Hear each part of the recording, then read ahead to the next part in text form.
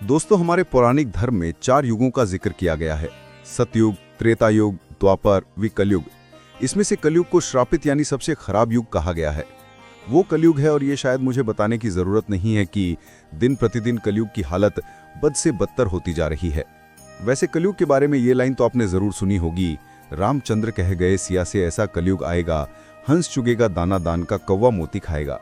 दोस्तों, कौवा मोती खाएगा या नहीं ये तो आने वाला समय बताएगा, लेकिन कलयुग के बारे में ऐसा बहुत कुछ है जिसका जिक्र हमारे पौराणिक धर्म ग्रंथों में किया गया है और यकीनन इसे जानने के बाद आप भी कलयुग को श्रापित युग मानने लगेंगे।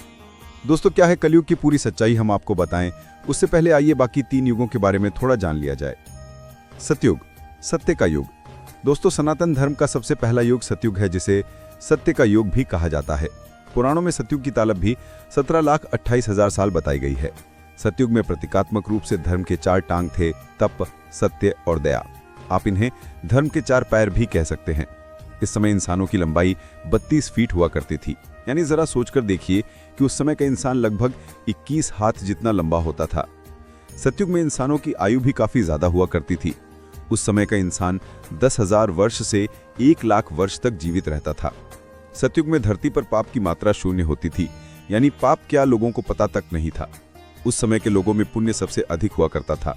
राजा हरिश्चंद्र की कहानी तो आप सबने सुनी होगी, जो अपने पूरे जीवन काल में सदा सत्य के मार्ग पर चले थे।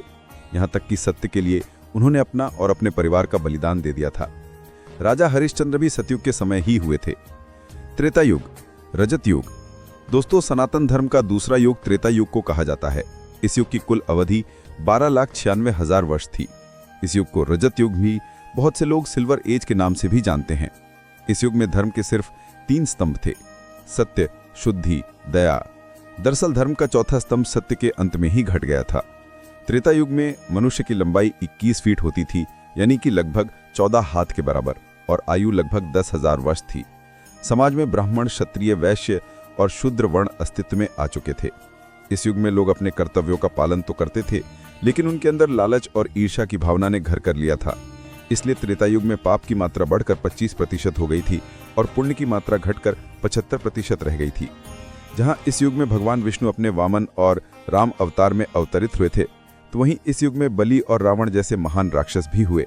बलि, जिन्होंने भगवान वामन को पूरी धरती दान में दे दी थी, तो वहीं रावण, जिसने माता सीता का अपहरण करने के बाद भी उन्हें छुआ तक नहीं। द्वापर युग।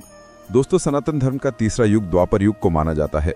इस युग की कुल अवधि 8,64,000 वर्ष थी। धर्म का तीसरा स्तंभ शुद्ध त्रेता युग के अंत में समाप्त हो गया था। इसलिए इस युग में धर्म के केवल 2 स्तंभ ही बचे थे, और वो थे सत्य और दया।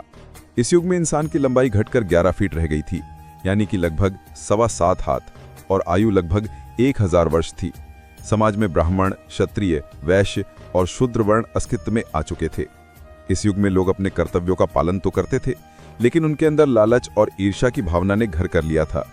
इसलिए त्रेता युग में पाप की मात्रा बढ़कर 25% हो गई थी और पुण्य की मात्रा घटकर 75% रह गई थी। जहां इस युग में भगवान विष्णु अपने वामन और राम अवतार में अवतरित हुए थे, तो वहीं इस युग में बलि और रावण जैसे महान राक्षस भी हुए। बलि, जिन्होंने भगवान वामन को पूरी धरती दान में दे दी थी, तो वहीं रावण, जिसने माता सीता का अपहरण करने के बाद भी उन्हें छुआ तक नहीं। कलयुग। दोस्तों, सनातन धर्म का चौथा और अंतिम युग है। पुराण में कलयुग की तालब्धि 4,32,000 साल बताई गई है। वर्तमान का युग भी कलयुग है। अभी कलयुग का प्रथम चरण चल रहा है। पुराणों को ध्यान में रखकर विशेषज्ञों द्वारा की गई गणना के मुताबिक अभी कलयुग में 5,000 वर्ष ही बीते हैं, यानी कि कलयुग का अंत होने में अभी 4,27,000 साल बचे हुए हैं। इस युग में धर्म का सिर्फ एक ही स्तंभ दया बचा है, जो कि इस युग के अंत तक समाप्त हो जाएगा। वहीं इस युग में पाप की मात्रा 75% और पुण्य की मात्रा 25% बताया गया है। साथ में यह भी कहा गया है कि पुण्य की ये मात्रा कलयुग के अंत तक घटकर शून्य हो जाएगी। इस युग में इंसान की औसत लंबाई 5 फीट 5 इंच बताई गई है, यानी लगभग 3.25 हाथ, और आयु 80 से 90 साल बताई गई है। लेकिन साथ में विष्णु पुराण में यह भी बताया गया है कि जैसे जैसे कलयुग का अंत नजदीक आएगा, मनुष्य की आयु सीमा घटती जाएगी। कलयुग के अंत में मनुष्य की आयु घटकर मात्र 20 से 30 साल रह जाएगी। उस समय छोटे छोटे बच्चे गंभीर बीमारियों का शिकार होंगे। अल्पायु में ही बच्चों की आंखों पर चश्मा और बालों में सफेदी छा जाएगी। हर इंसान रोग से परेशान होगा। बच्चे से लेकर बूढ़े तक कलयुग में हर कोई चिंताओं से घिरा रहेगा। कलयुग के अंत में विवाह एक प्रकार का समझौता होगा। जिसके पास पैसा होगा, स्त्रियां उन्हें ही अपने पति के रूप में स्वीकार करेंगी, और जो दहेज देगा उनके घर की स्त्रियों का विवाह होगा। लोगों में एक दूसरे के प्रति समर्पण और सम्मान का भाव समाप्त हो जाएगा। रिश्तों का महत्व नहीं रहेगा। पति पत्नी एक दूसरे के प्रति ईमानदार नहीं रहेंगे। विश्वास किस चिड़िया का नाम है, लोग भूल जाएंगे। जिस व्यक्ति के पास जितना धन होगा वो उतना ही ज्यादा शक्तिशाली माना जाएगा। ऐसे ही लोग विद्वान और धर्मात्मा कहलाएंगे, और ऐसे ही लोग समाज में पूजे जाएंगे। दोस्तों, वर्तमान समय में जिस तरह से धरती पर अधर्म और पाप बढ़ रहा है, उस तरह की परिस्थितियां हमारे सामने आ रही हैं। उस हिसाब से देखा जाए तो ये सारी बातें सच होती नजर आ रही हैं। धर्म ग्रंथों के मुताबिक कलयुग के अंत में धरती के एक हिस्से में जहां लोग बाढ़ से तबाह रहेंगे, तो वहीं दूसरे हिस्से में लोगों को सूखे के प्रकोप का सामना करना पड़ेगा। और जैसे जैसे कलयुग का अंत नजदीक आएगा, पृथ्वी पर मौजूद सारी नदियां सूखती चली जाएंगी। और जैसा कि आप सभी देख रहे हैं, इस कलयुग में पद्मा और सरस्वती नदी का पानी पहले ही सूख चुका है। अब एकमात्र सिर्फ गंगा बची है। यह भी कलयुग के अंत तक विलुप्त हो जाएगी।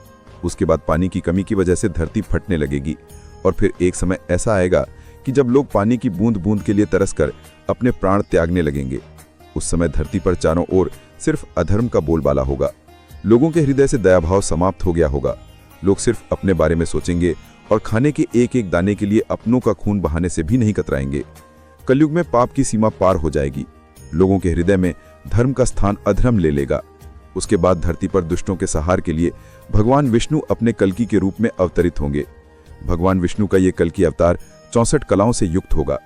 उस वक्त वो एक सफेद घोड़े पर सवार होकर संसार से पापियों का विनाश करेंगे। उनके एक हाथ में तलवार होगा, तो वहीं उनके दूसरे हाथ में तीर कमान होगी। धर्म ग्रंथों के मुताबिक जिस तरह त्रेता युग में भगवान श्री कृष्ण के वैकुंठ लौट जाने के बाद द्वापर युग की शुरुआत हुई थी, ऐसा माना जाता है कि जब कलयुग में भगवान कल्कि पापियों का संहार करके वैकुंठ लौट जाएंगे, तब धरती पर भयंकर प्रलय आएगा, जीवन समाप्त हो जाएगा। तब एक बार फिर से एक नए युग की शुरुआत होगी, जो कि सतयुग होगा। दोस्तों, ये थी कलयुग की असली सच्चाई। क्या आपको इसके बारे में पहले से पता था? इस वीडियो में फिलहाल इतना ही। उम्मीद है आपको आज की ये वीडियो काफी पसंद आई होगी।